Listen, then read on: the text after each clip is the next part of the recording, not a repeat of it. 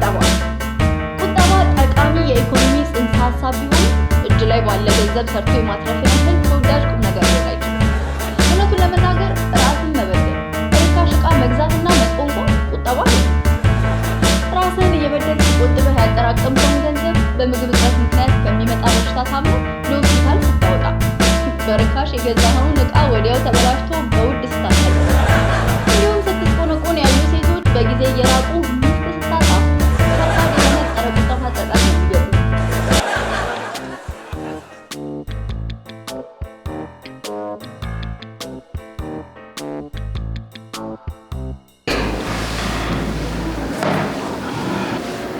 ለምን ትልቅ ካሜራ አትጠቀም? እኔ ቁጥ አልወድም። ከፈለክ የኛን ካሜራ ሬድ ካሜራ መጠቀም ትችላል። የምንጽፈው ለጋዜጣ ስለሆነ ቪዲዮ የምንቀርጸው ምናልባት የረሳነው ሀሳብ ካለ ለማስታወሻነት ብቻ። የዛሬ ልጆች ስንፍናችሁ ልክ የለውም። በቃ አሁን ስራው አስጠልቷችሁ ነው እንጂ የዛን ያህል ቪዲዮ ካሜራ መያዝ ትልቅ ስራ ሆኖ አይደለም። ዋናው ያንተን በቁጠባ ላይ ያለህን ተሞክሮ በጋዜጣ ላይ ማስፈራችን ነው።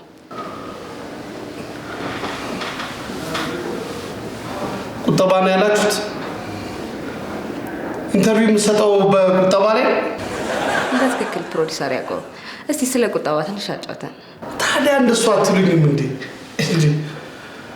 ቆጣቢ ያዕቆብ ነው የፈለጋችሁት? አንተ ያዕቆብ አይደለህም?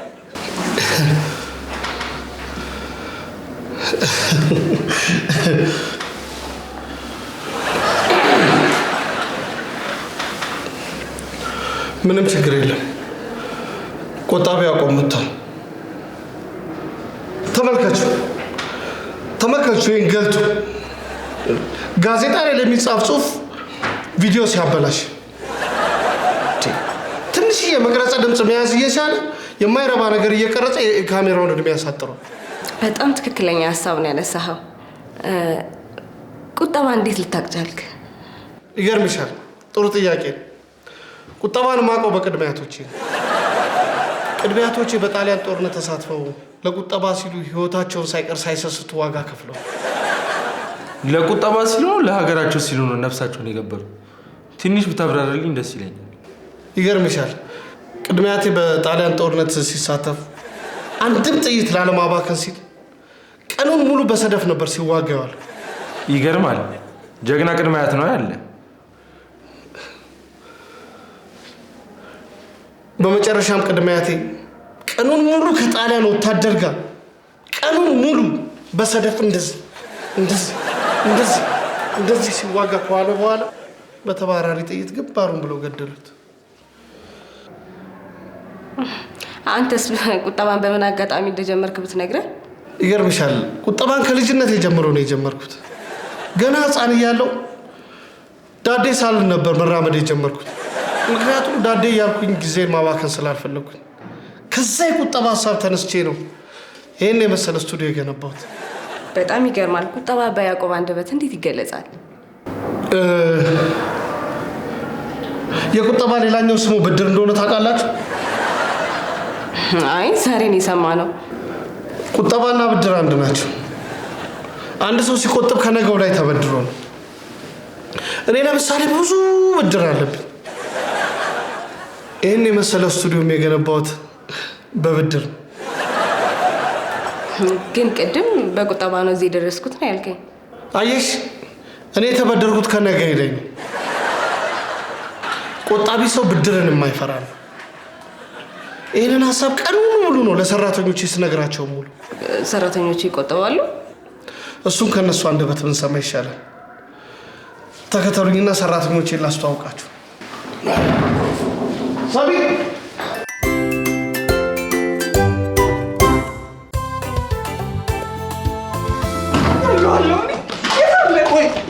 ቆይ ማንን ነው የምትገኝ? ማስረሻ ነው። ቆይ የዚህን ያህል ማስረሻ ምን አድርጎሽ ነው? እኔ መሰለች ቆንጆ ፍቅረኛ እያለሁ እኔ ላይ ሌላ ሴት ደርቦ አፈቀረ። እገለዋለሁ። የትም እገለዋለሁ። አስወጡት ብያለሁ። የት አለ? ውጣ በሉት። አንቄ ነው የምገለው ዛሬ። አንተ ደግሞ ማንን ነው? ማስረሻ ነው። የአንድ ዓመት የአይን ፍቅሬን አደፋፍሮና ቃላት አስጠንቶ ልኮኝ እግዚአብሔር ይስጠው እስከ መጨረሻው አለያየኝ። ያምባ እንዳስወጡልኝ እገድለዋለሁ። ቁርጥምጥም ነው የማደርገው። አይዞህ ይምጣ እንጂ አንለቀውም። እሺ ይምጣት ብቻ። ዛሬ ማን እንደሚያስጥልን እናያለን። የት ነው ያለው? መቼስ አንተም ማስረሻ ነው አይደል? ቆይ የት አለ ማስረሻ? ባኬን ለማትጩ። ቆይ ደግሞ ሲጀመር ምን አድርጎ ነው አንተን? ምን አድርጎ ነው? ስንት ለፍቼ ስንት ነገር ዋጋ ከፍዬ የተዋወቅኳትን ልጅ ባካት ነፋረከ ከነገርከን ንገረን። በተዋወቀችው በሁለተኛው ቀን ጓደኛህን ወድጄዋለሁ አለች። እኔ በቃ አይዞህ ና ሽጉጥን አትጠቀሙም። ችግር እኮ እሱ ነው። አይዞህ ማፍሬ ዛሬ ያገኘኋት ልጅ ምን ነው? ምን ሆናችሁ ነው? አንተ አልተናደድክበትም? ማን ማስረሻ ወይዬ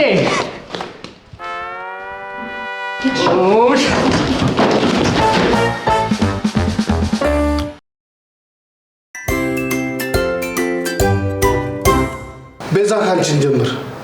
ስለ ቁጠባ ያለሽን አመለካከት ንገሪያቸው። ቁጠባን የተማርኩት ካለቃዬ ነው። ግማሽ የሚሆነው ደሞዜን እቆጥባለሁ። በዚህም አንድም ቀን ተጸጽቼ አላውቅም። እኔ በመቆጠቤ ጓደኞቼ ችግር ውስጥ በሚሆኑበት ሰዓት ቶሎ ለመድረስ ያስችለኛል። የሚገርም ነው። ለምሳሌ ጓደኞቼ በህይወታቸው ክፉ ጊዜ በሚያሳልፉበት ጊዜ እኔ ከጎናቸው ነኝ። ቤቴም ለነሱ ክፍት ነው። ቤዛ ስለ ቁጠባው ብቻ እናውራ። ቁጠባና ብድር አንድ ናቸው። ፈሪ ብቻ ነው የማይቆጥበው ብዬ አምናለሁ። ስለ ቁጠባ አለቃ ሚላት አንድ አባባል አለች። ብድርን መጠየቅ የሚፈራ ሰው ለመቆጠብ መፍራቱም አይቀርም። ስለዚህ ብድርን የማይፈራ ትውልድ ያስፈልገናል። በጣም የሚገርም ሀሳብ ነው። ፍቅርስ በዚህ ሀሳብ ያለሽ? ያው ምን አማራጭ አለኝ? እኔም እንደ ቤዛ ግማሽ ደሞዜን ባይሆንም እቆጥባለሁ። አያችሁ፣ ሰራተኞችን በራሴ መንገድ ነው የቀረስኳቸው። እኔ አልገባኝ አለቃ። ቤዛ የት ባንክ ነበር? አሁን ወደ ስራችሁ ተመለሱ። የቀረውን ነገር እኔ ያስረዳችኋለሁ። ሌሎቹንም ሰራተኞችን ላስተዋውቃችሁ። ጊዜንም መቆጠብ መጀመር አለብን። ተከተሉ።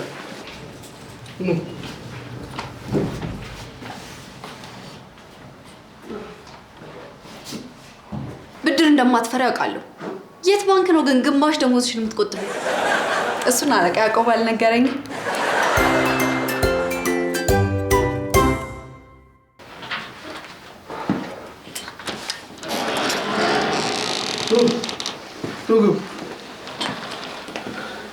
ስቱዲዮአችን ነው።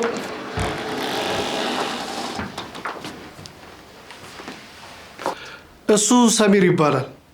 አለ የተባለ ካሜራማናችን ነው። ወደፊት እኔን የተካል ብዬ የማስበው እሱ ነው። ይገርማችኋል፣ እንደኔ እዚህ ጋር ለመቆም ቁጠባን ባህሉ ያደረገ ብልጥ ልጅ ነው። ያዕቆብ ከሚተማመንባቸው ሰራተኞች ውስጥ አንዱ አንተ ነህ። እስቲ ስለ ቁጠባ ምን ትላለህ? ኧረ በእናትህ ካሜራውን አስተካክለው ባላንሱ። ተኝቷል እኮ። ጥይት ቢሆን እኮ የራስን ወገን ነበር የምትረሽነው። አታስብ፣ ለጋዜጣ ስለሆነ ድምፅ ከገባ በቂ ነው። እንዳያያዝ እኮ ድምፅ የሚገባ አይመስልም። ችግር የለም። ስለ ካሜራ እውቀት ተወውና አሁን ስለ ቁጠባ ባህል ንገራቸው። በቃ እኔ ስቆጥብ ለነገ ራሱ አይደለም አልሰስትም። እስካሁን ድረስ ልቤ ራሱ በማንም አልተሰበረም። ለምን ይመስልሻል? እኔ እንጃ፣ አንተ ንገረኝ። ሳፈቅር እንኳን ቆጥቤ ነው የማፈቅረው። የመጀመሪያ ፍቅረኛ ይቺ ስታደርግብኝ ምንም አልነበረኝም። ምክንያቱም ቀድሜ እህቷን ታውቂያት ነበር እና በአንድ ልብ ሁለት ሰው ማፍቀር የሚችል ልብ ያለኝ ሰው ነኝ። ይኸውልሽ አንቺም እንዴት ማፍቀር እንዳለብሽ ላሳይሽ እችላለሁ። ይቅርታ ሰዓታችን እየሄደ ስለሆነ እሷን የምንጠይቃ እኮ ነው ብንጠይቅ። ጎበዝ ልጅ። አየህ፣ ቁጠባ እንደዚህ ነው የሚጀምረው። አመሰግናለሁ። ጊዜን በአግባቡ በመጠቀም አምናለሁ። አሁን ራሱ ለአንተ ኢንተርቪው የምሰጥበት ጊዜ ገና ካሁኑ ያሳስበኛል። አያችሁ ልጆቼ ለነገሮች ቫልዩ እንዴት እንደሚሰጡ። እናንተም ቢሆን እስካሁን የሰጠናችሁ ጊዜ ይበቃችኋል። ተከተሉ።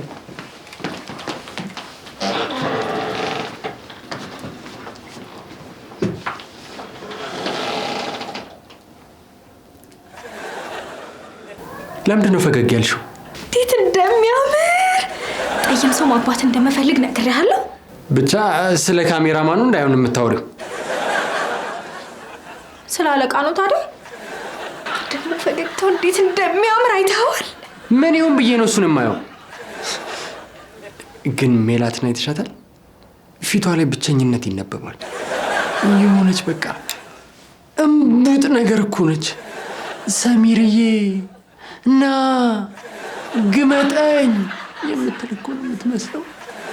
በሜካፕ ተለቅልቃ የመጣችን ሴት ነው ቆንጆ ናት የምትለው? እኔ ብቻ ነኝ በሜካፕም ያለ ሜካፕም እምቡጥ የሆንኩት ልጅ። ደግሞ ባልመቸው ኑሮ እኔም ብቻ አይቀርጸኝም ነበር። ጭራሽ መቅረጽ ይችላል ብለሽ ነው የምታስቢው? አንተም ችለሃል። ብቻ የፈራሁትና የጠረጠርኩት ነገር እንዳይፈጠር ነው። ምንድን ነው የጠረጠርሽው? ካሜራማን እጣ ፈንታዬ እየመሰለኝ ነው። አይ ይቅርታ፣ እኔ አልችልም። ዝም ብዬ ሳስበው ተመልሶ መጥቶ ስልኬን ይጠይቀኛል። እኔ ደግሞ ትንሽ ኮራ ብዬ ከዛ ሰጣለሁ። ነው እንዴ? እኔ ደግሞ ካሜራማን ብለሽ ስታወሪ እኔን መስሉኝ እንዴት እንደደነገጥኩ ብታይ። እኔ ምልሽ አለቃ ግን ከኔ ጋር የቅርብ ጓደኛ መሆን ፈልጓል አይደል? የሩቅ ጓደኛ እንኳን በቅጡ በሆናችሁ። ልብ ብለሽ ካየሽው አይኑ ላይ ብዙ ነገር ይናገራል። ወደፊት እሱን እንደምተካ እያሰበ ነበር። ደግሞ የግል ሰላምታ ራሱ ከኔ ጋር መፍጠር ፈልጓል። እኔ ግን ካሜራማኑ የወደፊት ባሌን እየመሰለኝ ነው። አስበዋል? እሱም ጠይም እኔም ጠይም። ልጃችን ምን አይነት ከለር እንደሚኖረው? ጥቁር። ምንም ይሁን ግን የሚያምር ከለር ነው የሚኖረው። አው ይህ ዓመት የኔ ነው።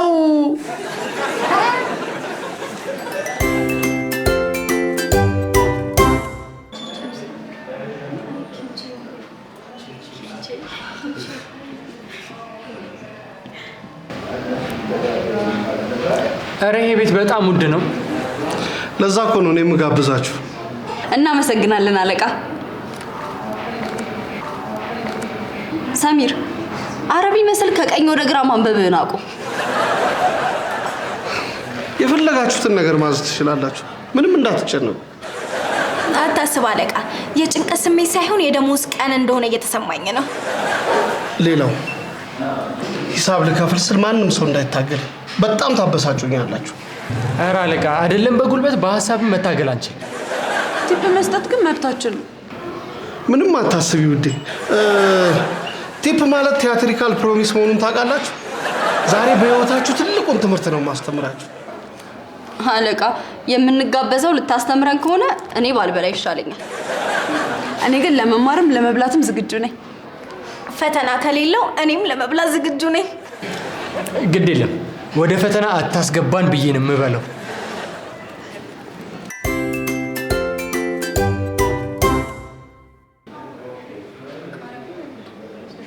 ሁሌም እንደዚህ ጠረጴዛ ሙሉ ምግብ ውድ ምግብ ቤት አዘን ለመብላት ዛሬ መቆጠብ አለብን። ይቅርታ አድርጉልኝና ልክ እንደዚህ ሰው ምግብ አንስቶ አፉ ጋር ሊያደርስ ሲል ጠብቆ ስለ ቁጠባ ማውራት ሳይበሉ ሂሳብ እንደመጠየቅ ነው። እሱ ይታረቃል። ለአንተም እኮ ራስን መቻል ነው። ለወደፊት ህይወትህ ይጠቅምሃል። መቼም እድሜ ዘላለምህን እንደዚህ ውድ ሬስቶራንት ውስጥ እየዞርክ አትበላ። ቆይ ጥያቄ አለ። ሰሚር አሁን እኔ ገንዘብ አልያዝኩም አልከፍልም ብል የምትከፍለው ገንዘብ ይዛ? አይዞህ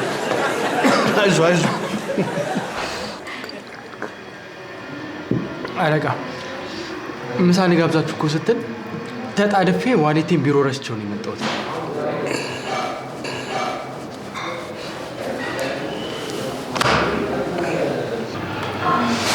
ከቢሮ ስንወጣ ዴስክ መሳቢያ ውስጥ አግኝቶ ይዤ ልመጥቻለሁ።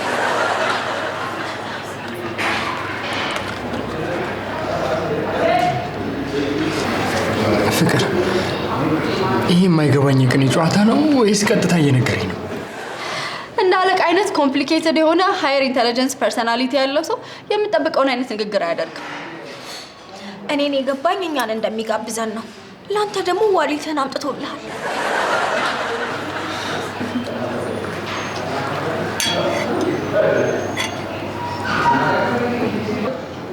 ቅድም ነበር ሂሳቡን ማየት የነበረብህ። አሁን ጅብ ከሄደ ውሻ ጮኸ ነው።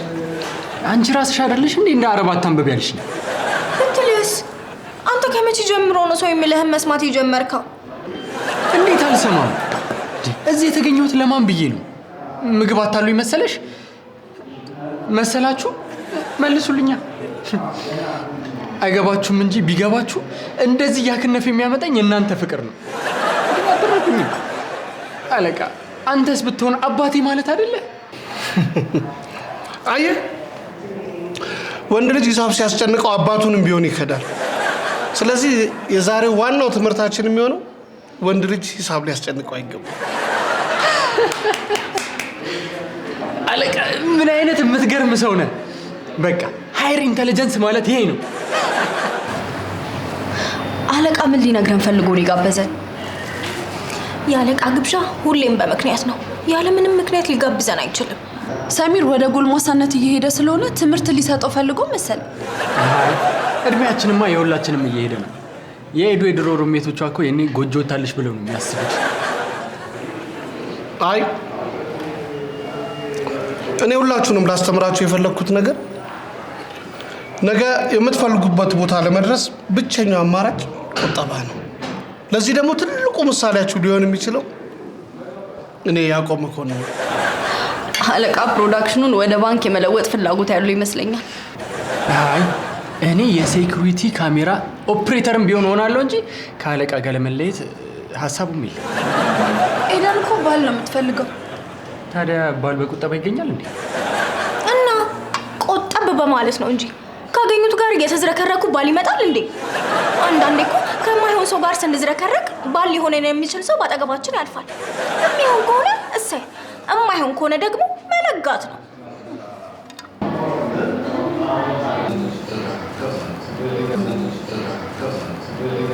የዓመቱ ምርጥ አለቃ ታዋቂ ሰው ሆንክ ማለት ነው። አይ እዛን ያህል እንኳን የሚጋነን አይደለም፣ ግን ያው ለዚያ በቃኝ ቁጠባ ነው። አለቅነትና ቁጠባን ምን አገናኛቸው? በመቆጠቤ መሰለኝ ዛሬ እናንተ አለቃ የሆንኩት። ጥያቄው አልገባህም ወይም ደግሞ መልሱ አልገባንም። ነፍሷን አይማረውና አያቴ የማይናገረውን የቀረበውን ብሉ ትል ነበር። አለቃ አያት አልሞተችም እኮ። መብላት አልፈለግሽም?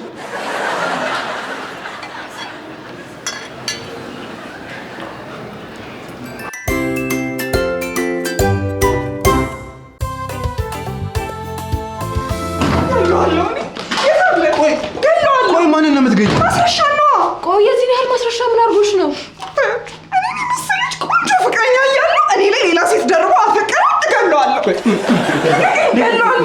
የትም እገለዋለሁ። አስወጡት ብያለሁ። የት አለ? ውጣ በሉት። አንቄ ነው የምገለው ዛሬ። አንተ ደግሞ ማንን ነው? ማስረሻ ነው። የአንድ ዓመት የአይን ፍቅሬን አደፋፍሮና ቃላት አስጠንቶ ልኮኝ እግዚአብሔር ይስጠው እስከ መጨረሻው አለያየኝ። ያምባ እንዳስወጡልኝ እገለዋለሁ። ቁርጥምጥም ነው የማደርገው። አይዞህ ይምጣ እንጂ አንለቀውም። እሺ ይምጣት ብቻ። ዛሬ ማን እንደሚያስጥል እናያለን። የት ነው ያለው? መቼስ አንተም ማስረሻ ነው አይደል? ቆይ የት አለ ማስረሻ? ባኬን ለማትጩ። ቆይ ደግሞ ሲጀመር ምን አድርጎ ነው አንተን? ምን አድርጎ ነው? ስንት ለፍቼ ስንት ነገር ዋጋ ከፍዬ የተዋወቅኳትን ልጅ ባካት ነፋረከ ከነገርከን ንገረን። በተዋወቀችው በሁለተኛው ቀን ጓደኛህን ወድጄዋለሁ አለች። እኔ በቃ አይዞህ ና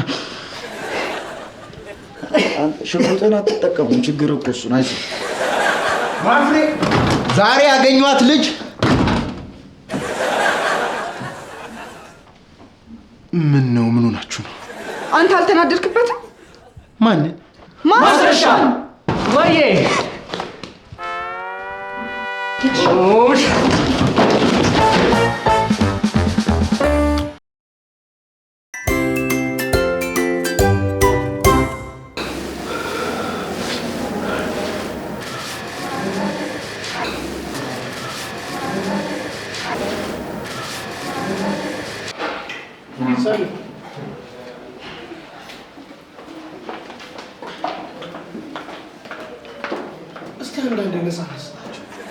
አንዳንዴ የወንድ ወሬ እናውራ እስኪ። ይሻላል ብለህ ነው? እንዴት ነው እንደ ወንዶች አደነው ታውቃለህ? ለምን? ምንም ያላደረጉኝን እንስሳ ለመግደል? እና የበላው በሬ ታሞ ነው ወይስ በድሎ ነበር? አይ እኔ በትርፍ ጊዜ የቤት ጣራ ማደስ ያስደስተኛል። ኧረ እባክህ እንደኔ ነህ። አሸንዳ ማጽዳትስ? በጣም ነው የምወደው፣ በተለይ ጭቃውን የያዘው። አዎ ታውቃለህ፣ ከተማችን ያው አቧራማ ስለሆነ በክረምት ሲዝን ጭቃ ይዝና የተለየ ቴስት ነው ያለው። ጭቃ ውስጥ እንኩራሪቶችስ አጋጥመው ያውቁ? አትንቀዥቀዥ፣ እኔ ነኝ የምከፍለው። የዓመቱ ምርጥ አለቃ ለመባል ዋጋ ከፍያለሁ። ከህፃንነቴ ጀምሮ ያለኝን ነገር በሙሉ ቁጠባ ላይ ነው ያልኩት። ዛሬም ይኸው እናንተን ደግሞ ስከፍል ድሮ ያሳለፍኩትን የረሃብ ጊዜ አስታውሰኝ። አለቃ የዛሬው ትምህርት በደንብ ነው የገባኝ። ግን ምግብ አቅርበህ ስለ ቁጠባ እያወራ ከምታሳቅቀኝ ሂሳቡን ብከፍለው ይሻላል።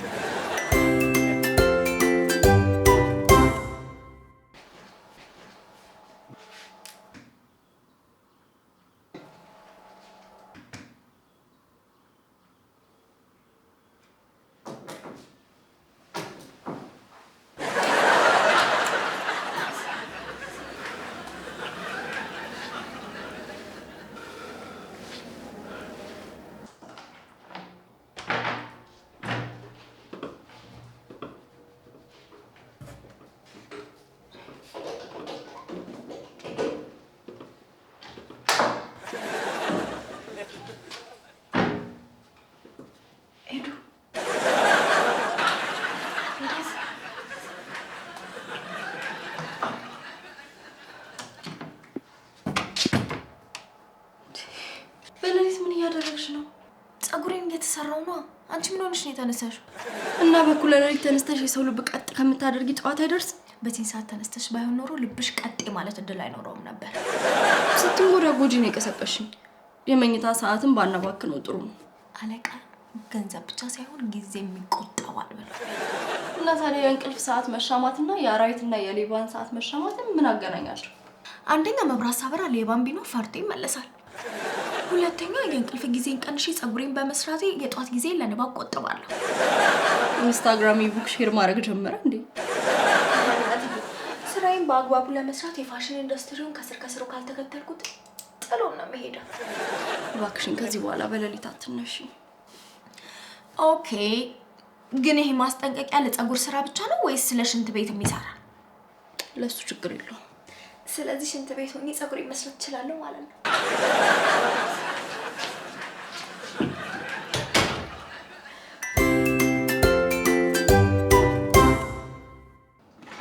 ኤዱ ሌሊት መነሳት እንደጀመረች ሰማ? ሌሊት እንደምነሳ ገና ዛሬ ማወቋ ነው። መቼም አስፈሪ ህልም አይተሽ ነው የሚሆነው። አይ ዛሬ እንኳን አንተን በህልም ያላየው ደግሞ ምን አይነት ባለሙያ እንደሆንኩ አወቅ።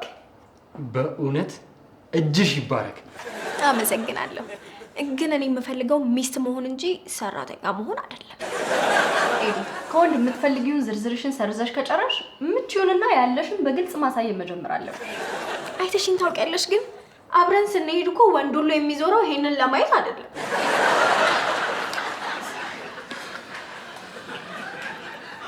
በእውነት ይሄንን ምግብ ኤዱ አልሰራችም። አሁን ኤዱ ናት ጥፍሯን ሪስክ አድርጋ ቁርስ የምትሰራው? እኔ ነኝ የሰራሁት። ይልቅ ያላግባብ የበተንከውን ምስጋና ሰብስብና አስረክበኝ። ፍቅር እንደሰራችሁ ስታቅ ነበር አይደል? አልነበረኝም።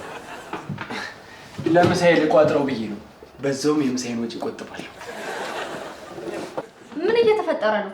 ሁላችሁም እየቆጠባችሁት ያለው አክሳሪ ቁጠባ ነው። አንቺ ስም አውጭለት፣ እኛ እንቆጥባለን። ይሄን እኮ ነው የምልሽ። ትክክለኛ ቁጠባ ፊልም በምታይበት ሰዓት ፀጉርሽን መስራት ነበር። ምን አለበት ቢያንስ ችግር እንኳን ባጠራብን። በቃ ሰው በፕሮግራምና በእቅድ ሲኖር ቆጣቢ ሳይሆን ቋጣሪ የሚል ስም ነው አይደለ? በቃ የሚሰጠው። ለማንኛውም እኔ ሄጃለሁ። አብረን አንሄድም? አይ እኔ ትንሽ በእግሬ ወክ ላድርግ ብዬ ነው። ለጤናዬም ጥሩ ነው። ለጤና ከሆነ በደረጃ እንገባለን። ኦ መኪና አላስክም እንዴ? ለመረዳት ያው ትንሽ ጊዜ ይፈጅባችኋል፣ ግን ቀለል አድርጌ ላስረዳችሁ።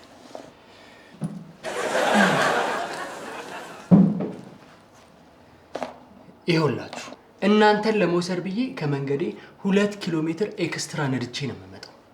ይሄ ደግሞ ወደ ገንዘብ ሲለወጥ ነዳጅ በሊትር 100 ብር ነው በል። መኪናዬ ደግሞ በሊትር 10 ኪሎ ሜትር ትሄዳለች። ይሄ ማለት ደግሞ እናንተ ጋር መጥቼ ስሄድ ከትራፊክ መጨናነቁ ጋር ጨምሮ በየ2 ቀኑ 100 ብር አባክናለሁ ማለት ነው። ነገር ግን መኪናዬን መንገድ ዳር አቁሜ 2 ኪሎ ሜትር ወክ አድርጌ ቁርሴን በልቼ ምሳዬን ቋጥሬ ጤናዬን ጠብቄ በእናንተ ምክንያት ይወጣ የነበረው 1500 ብር ሴቭ አደርጋለሁ ማለት ነው። እውነትህን ነው። በአመት 18000 ብር ሀሪፍ ሴቪንግ ነው። ማች የሚያደርግ ቀበቶና ጃኬት ትገዛበታለህ።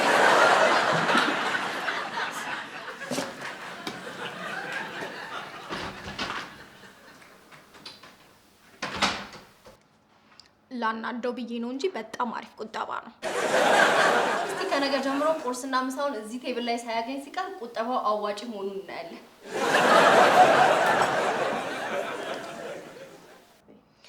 እኔ ራይድ ጠርቻለሁ። አንቺ ፈረስ ጥሪና በቀደመው እንሄዳለን። አንዱን ጠብቀን አንሄድም እንዴ? ለምንድን ነው ካንስል አድርገን የሌላውን ጊዜ የምናቃጥልበት? ይሄ ስራው አካል ነው። እኔ ጊዜ ቁጠባ ላይ ነኝ።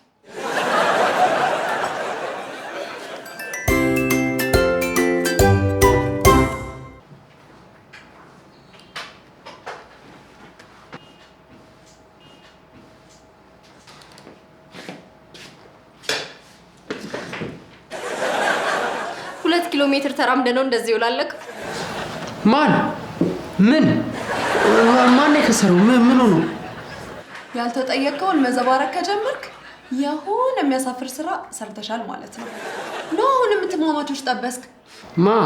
እኔ አባታቸው ጠዋት ወንድማቸው ደግሞ ማታ ከቀጠቀጠኝ ጀምሮ መንታ ሴት ጋር ድርሽ ብዬ አላውቅም።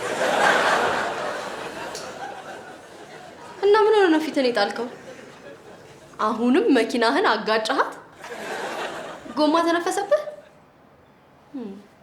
ስፖኪዮሽን አስረከብሽ። ጠዋት ላይ እኮ አቆምኩበት ያልክበት ቦታ ላይ ፈጣን ሌቦች አሉ።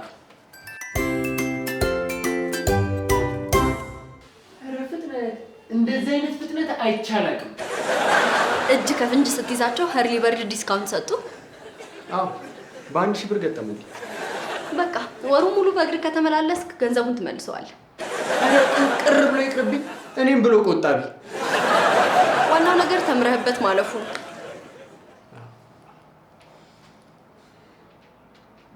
በቃ ሴት አፓርክ ይጠብቅሻለሁ።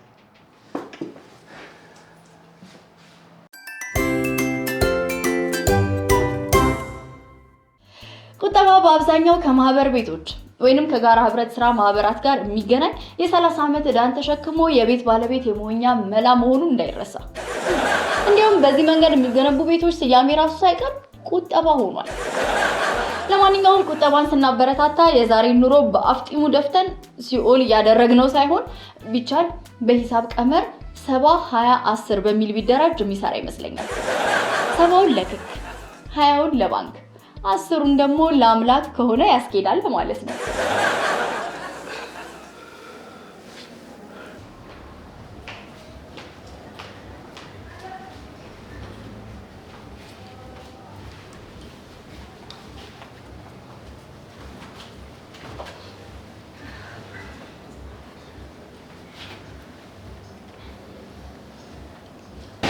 በጣም ደስ የሚል ቤት ነው። እኛ ሁሌም ነው የምንመጣው። አዎ ትወዱታላችሁ። ከዚህ በኋላ ዴት ናይታችሁን እዚህ ነው የምታሳልፉት። ዴት ናይት? አዎ እኔና ፍቅሬ በሳምንት አንድ ቀን ሁሌ እንመጣለን። ፍቅሬ?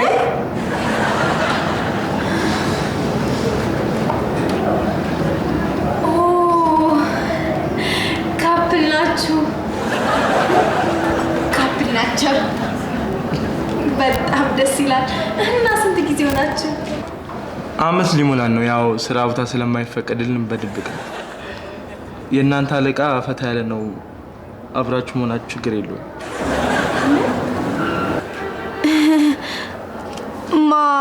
እሱ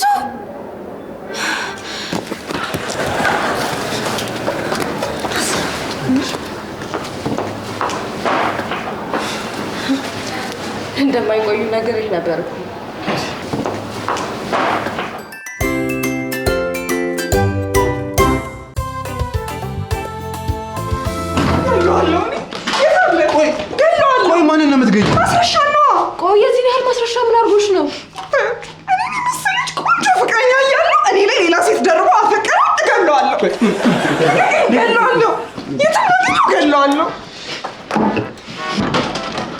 አስወጡት ብያለሁ፣ አስወጡት ብያለሁ።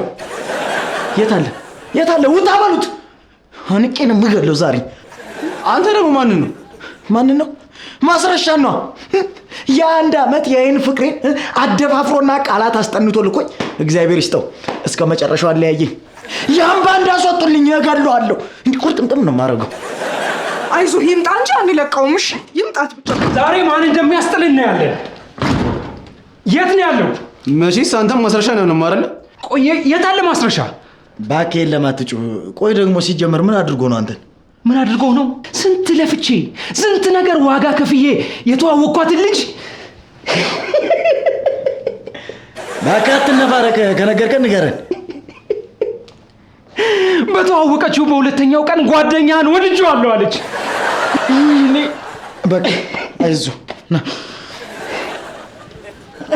ሽጉጥን አትጠቀሙም። ችግር እኮ እሱን። አይዞህ ማፍሬ ዛሬ ያገኟት ልጅ ምን ነው? ምን ሆናችሁ ነው? አንተ አልተናደድክበትም?